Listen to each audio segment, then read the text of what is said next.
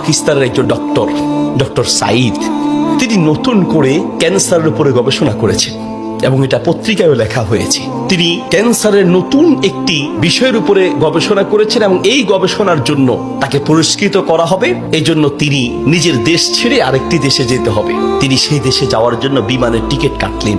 তিনি তার জীবনে দোয়ার যে ফল, দোয়ার মাধ্যমে যে কি করে অসম্ভব সম্ভব হয় তার বাস্তবতা তিনি নিজ মুখে বলছেন যে আমি বিমানের টিকিট কাটলাম, বিমানে উঠলাম, মনে বড় আনন্দ। দীর্ঘদিনের গবেষণার পরে আজ আমি পুরস্কার পেতে চলছি।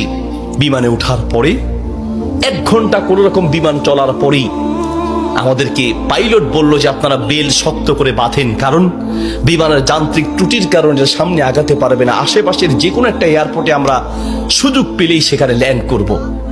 তিনি বললেন। কিছুক্ষণ পরেই বিমানটা ল্যান্ড করলো। আমি একেবারেই ভেঙে পড়লাম যে আমার বোধহয় যাওয়া হবে না। বিমান ল্যান্ড করার পর জিজ্ঞেস করলাম এটা কি যাবে? বলছে যে ত্রুটি, এটা আজকে যাবে না। তাড়াতাড়ি বলছেন যে আমি সেই বিমান বন্দরে বিমান থেকে নেমে চলে গেলাম ইমিগ্রেশন কাউন্টারে, গিয়ে বললাম যে আমি তো ওই জায়গায় যেতে চাই। পরবর্তী বিমান কখন? বলছে পরবর্তী বিমান কমপক্ষে 16 ঘন্টা পরে, আর এই বিমান যাওয়া সম্ভব নয়। তাহলে আমি কি করব? বলছে আপনি একটা কাজ করেন, যতদূর এসেছেন 3 থেকে 4 ঘন্টার মধ্যে আপনি পৌঁছাতে পারবেন যদি দ্রুত একটা প্রাইভেট কার নিতে পারেন। বলছে আমি তাড়াতাড়ি সেখান থেকে বের হয়ে ব্যাগটা হাতে নিয়ে দৌড়াতে দৌড়াতে এয়ারপোর্টের বাহিরে গিয়ে এক প্রাইভেট কার ঠিক করলাম। প্রাইভেট কার ওলাকে বললাম ভাই যত দ্রুত পারেন আগাতে থাকেন, টাকা নিয়ে টেনশন নাই, কারণ পুরস্কার তো বিশাল পুরস্কার, আপনি আগাতে থাকেন। প্রাইভেট কার ড্রাইভার গাড়ি চালাচ্ছে। তিনি বলেন মোটামুটি কিছুক্ষণ যাওয়ার পরে হঠাৎ বিশাল তুফান শুরু হলো। প্রচন্ড তুফান দেখে ড্রাইভার বলছে ভাই সামনে যাওয়া সম্ভব নয়। বলছে চেষ্টা করেন।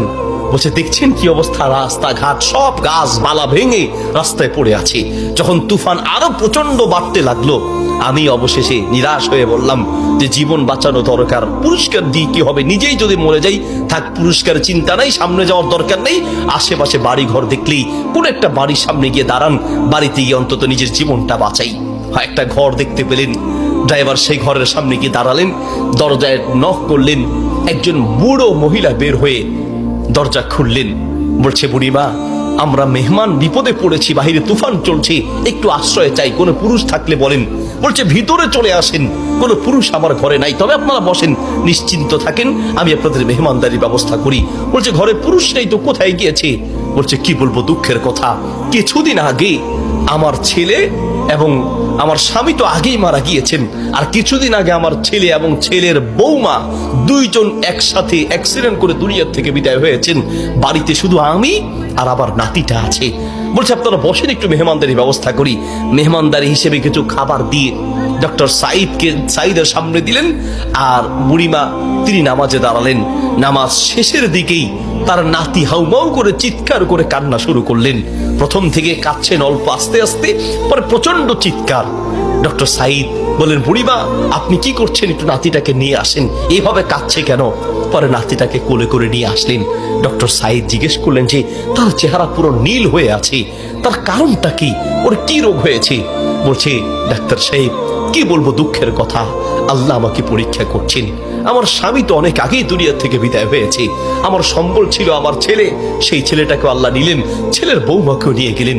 আমার এই নাতিটা কোন রকমে আমার কাছে ছিল, তাই সে যায় নাই, এই জন্য অ্যাক্সিডেন্ট করে তারা মারা গিয়েছে, কিন্তু ছেলেটা রয়ে গেল। এখন এই ছেলেটার একটা কঠিন মারাত্মক ক্যান্সার হয়েছে, যার চিকিৎসা আমাদের দেশে সম্ভব নয়। ডাক্তার সাইদ বলছে আপনি কি দেখিয়েছেন? বলছে হ্যাঁ, এটা নতুন ধরনের ক্যান্সার, এলাকায় যাকেই দেখাই সবাই একই কথা, আমাদের পক্ষে সম্ভব নয়। তো ডাক্তাররা কি পরামর্শ দিয়েছে? বলছে পাকিস্তানে যেতে। পাকিস্তানে একজন ডাক্তারের নাম বলেছে, তিনি এই নতুন রোগের, এই নতুন ক্যান্সার উপরে তিনি গবেষণা করেছেন, তার কাছে গেলে নাকি ভালো হবে। ডাক্তারের নাম বলেছে। বলছে নাম তো বলেছে, কিন্তু ঠিকানা তো কিচ্ছু জানা নাই।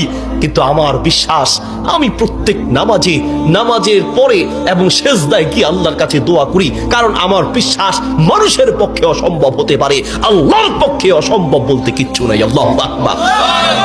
আমি প্রতিদিন নিয়মিত আল্লাহর কাছে দোয়া করি, মালিক আমি তো সেই ডাক্তার হসপিটাল কিচ্ছু চিনি না, আমার পক্ষে চেনা সম্ভব নয়, তার কোনো ঠিকানাও কারো জানা নাই। তিনি নাকি পাকিস্তানের ডাক্তার। বুড়িমা বলেন তো সেই ডাক্তারের নাম কি? বলছে সেই ডাক্তারের নাম নাকি ডক্টর সাইদ, নতুন করে তিনি নাকি এই ক্যান্সার উপরে গবেষণা করেছেন। বলছে বুড়িমা কসম করে বলেন তো ডাক্তার সাইদের সাথেই আপনাকে দেখা করতে বলেছে? মহিলা বলছে ভাই আপনি মেহমান মানুষ, আমি কেন আপনার কাছে মিথ্যা বলতে যাব? ডাক্তার সাইদ তিনি নাকি নতুন করে ক্যান্সার উপরে গবেষণা করেছেন, আপনার বাড়ি কোথায়?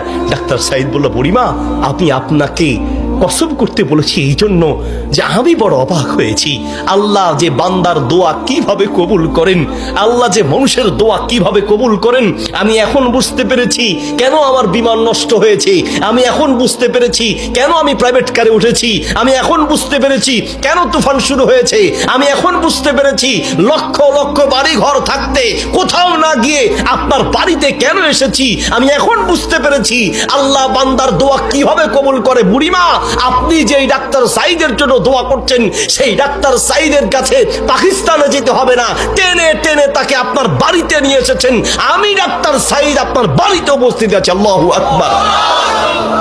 প্রিয় ভাইয়ের আমার, আসা আন তাকরাহু শাইআন ওয়া হুয়া খায়রুল লাকুম ওয়া আসা আন তুহিব্বু শাইআন ওয়া হুয়া শাররুল লাকুম।